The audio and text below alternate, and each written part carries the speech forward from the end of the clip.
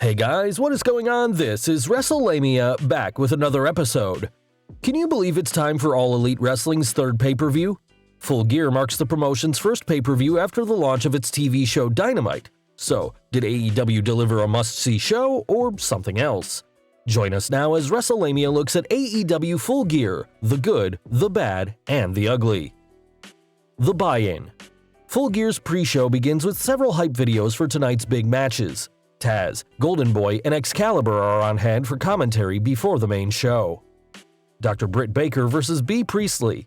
Good match by both women that ends when Dr. Baker applies the lockjaw, aka the mandible claw. Your winner, Dr. Britt Baker. Bea Priestley's troubles aren't over though, as Brandi Rhodes leads Awesome Kong to the ring. Kong takes a knife and cuts a piece of Priestley's hair, taking it as a trophy. The main show. AEW Full Gear is coming to you from the Royal Farms Arena in Baltimore, Maryland. Jim Ross and Excalibur are on hand to call the action. The Young Bucks, Nick and Matt Jackson, versus the Proud and the Powerful, Ortiz and Santana. Exciting tag match that sees Nick injure his leg when he misses a kick and blasts the ring post. This tips the scales in the Proud and the Powerful's favor, and they hit the Street Sweeper on Nick for the win. Your winners, the Proud and the Powerful. After the match, Ortiz and Santana's Inner Circle teammate Sammy Guevara comes out to record the Bucks getting a post-match beatdown. What's this? It's the Rock and Roll Express running out to make the save. Ricky Morton hits a Canadian Destroyer, followed by a suicide dive. Hangman Adam Page vs. Pac. When Pac delivers a brainbuster to Page on a chair, it looks like it's curtains for the Hangman, but Page holds out, hitting the Deadeye on Pac and covering him for the 1-2-3. Your winner, Hangman Adam Page. Joey Janela vs. Shawn Spears with Tully Blanchard. 9 November 2019 just isn't Janela's night, as Spears stays one step ahead of him and the referee. While the referee is distracted fixing a turnbuckle exposed by Spears, Shawn's manager helps him hit a spike pile driver outside the ring to Janela. C4 Death Valley driver for overkill, and Spears gets the Duke. Your winner, Shawn Spears. Triple threat match for the AEW World Tag Team Championship. SoCal Uncensored, the champions, versus the Lucha Brothers versus Private Party. It's the seesaw action you expect in a triple threat match as both sets of challengers come close to winning the belts. However, SoCal Uncensored hit their finisher on Isaiah Cassidy to retain the titles. Your winners, SoCal Uncensored. Following the match, the Lucha Brothers take out their frustrations on SCU. Pentagon Jr. and Phoenix go to hit SCU's Frankie Kazarian with a package pile driver. That is, until the lights go out and another Pentagon Jr. is in the ring. This newcomer attacks the original Pentagon Jr., then blasts Phoenix with the Angel Wings. The fake Pentagon Jr. unmasks, revealing it's SCU's third member, Christopher Daniels. AEW Women's Championship match, Riho defends against Emi Sakura. Riho shows why she's champion, but Sakura is eager to prove that she's championship material too. Riho scores the win after a folding press to the challenger. Your winner, Riho. AEW World Heavyweight Championship match, Chris Jericho defends against Cody. This match features a panel of 3 judges in the event the match goes to a time limit draw. Your judges are Arn Anderson, Dean Malenko, and the Great Muta. Cody goes for some high-risk moves, but they don't pay off, backfiring instead. Cody finds himself busted open as Jericho and Inner Circle teammate Jake Hager work him over at every opportunity. Cody's friend MJF helps out as best he can, but Jericho is able to apply the Lion Tamer. With Cody trapped and Jericho stomping at Cody while the hold is locked in, MJF throws in the towel to save Cody's career. Your winner, Chris Jericho. Le Champion celebrates afterwards with a bit of the bubbly as the Inner Circle lift him onto their shoulders. Meanwhile, Cody tells MJF he understands why he threw in the towel.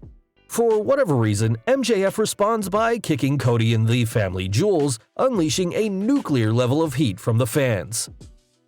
Lights Out unsanctioned match, Jon Moxley vs. Kenny Omega.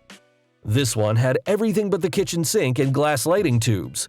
It's almost as if AEW made a checklist for every implement of destruction and brought it in for the match. Ice picks, barbed wire brooms, bags of glass, and barbed wire spider webs were just some of the destruction devices used in tonight's match. Finally, after both men dished out more blood and guts than you see at a slaughterhouse, Moxley managed to cover Omega for the win. The Good. Splendid storytelling. Full Gear included some of the best storytelling seen in a national-level professional wrestling promotion in years. Whether it was Hangman Page's gutsy win, Nick Jackson's bad wheel leading to the Young Bucks' loss to Ortiz and Santana, or MJF's shocking betrayal of Cody, tonight's show featured excellent stories being told in the ring. Magnificent matches. While Full Gear only had 7 matches, not counting the pre-show's 1 match, they were well-booked encounters that offered something for everyone. AEW provided some outstanding tag matches along with undercard matches that kept building up the show's pace. One of WWE's problems is that it often has no idea which matches to put in which order, leaving fans either bored or too worked up to enjoy the next match. Somehow, everything fit together perfectly from start to finish, ending with the bloodbath finale of Moxley vs. Omega. Rock and roll will never die. Who would have thought the Rock and Roll Express would still be wrestling 3 decades after their glory days in the 1980s, or for that matter, winning the NWA World Tag Team Championship for a 5th time? While Robert Gibson and Ricky Morton may look older, Morton's incredible Canadian Destroyer and Suicide Dive had to silence all but the most stubborn critics who say they don't belong in the ring. Putting Gibson and Morton out to save the Young Bucks was good storytelling, as it was payback for Santana and Ortiz jumping them 2 weeks ago on AEW Dynamite. Janela's brain gets busted. Ricky Morton wasn't the only legend who pimp-slapped Father Time. Sean Spears' manager Tully Blanchard finally made his presence felt, helping Spears deliver a spike piledriver to a hapless Joey Janela. Blanchard's move brought back memories of him and Arn Anderson during their WWF days as the Brainbusters. Just another example of how to throw in some nostalgia without making it the center of your show. The Bad. Grumpy JR. Good old JR has been a bit grumpy of late during his broadcasts on AEW Dynamite, but tonight the legendary announcer not only seemed off his game, but rather cantankerous. While Jim Ross's worst commentary is often better than other wrestlers' best, a bad attitude goes a long way in souring the fans on the show. After all, if the lead announcer isn't enthusiastic about it, how are the fans supposed to feel? The women's division struggles. Despite a strong women's match on the pre-show and a good match from AEW Women's Champion Riho on the main show, it's clear that AEW's women's division still needs help. The promotion should consider less or perhaps even no women's matches on the main show until it can bolster the women's roster. Leaving them on AEW Dark may seem unfair, but it's a product that is clearly outclassed by the WWE. The Ugly. A fatal finale. AEW's Lights Out match has already drawn criticism for being too hardcore and reminiscent of garbage wrestling. While these might seem like strong allegations, it's clear that the only thing absent from tonight's Lights Out match was an exploding ring and fire. Otherwise, fans might have thought they were watching a King of the Deathmatch event.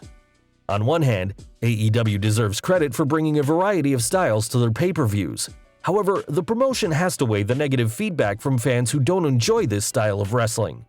If AEW does decide it wants to do at least one match like this at each pay-per-view, it should consider toning things down, as Moxley and Omega did so many spots that it defied the suspension of disbelief that either man was still breathing.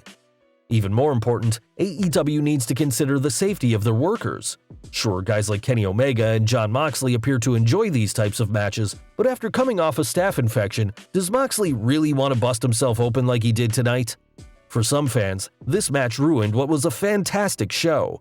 For others, it showed that AEW wants to be all things to all fans. News: Jimmy Havoc brawls with Excalibur. AEW star Jimmy Havoc reportedly brawled with AEW announcer Excalibur at a birthday bash held for AEW announcer Tony Schiavone at the legendary restaurant Jimmy's Seafood. In an exclusive story at Bodyslam.net, Cassidy Haynes reported, "According to a source I spoke with close to the situation, I was told that at some point during the altercation Jimmy Havoc threw a punch at Excalibur, but missed, which led to Excalibur putting Havoc in a chokehold that put him to sleep. Atlas Security stepped in and got Excalibur to release the chokehold. However, the incident was not over because when Havoc came to, he once again throws a punch at Excalibur, only this time he connected.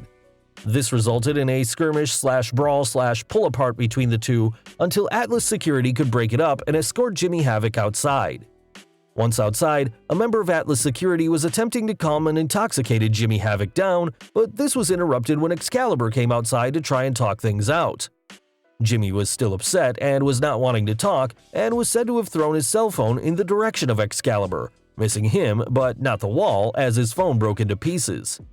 Security again separated the two, sending Excalibur back inside while they waited for an Uber to pick up Havoc and take him back to the hotel. I was at the event and happened to walk outside and see the aftermath as Havoc was upset and yelling about what had just gone down. I was told that the two have since talked things out and that there is no heat between them and that Jimmy was very upset and remorseful over the whole situation. Should Tony Khan take any action against Jimmy Havoc? Be sure to leave your comments below. Well guys, there you have it, AEW's Full Gear, the good, the bad, and the ugly. What did you think of the show? Did it live up to your expectations? Did it influence whether you'll give AEW a chance this fall on TNT?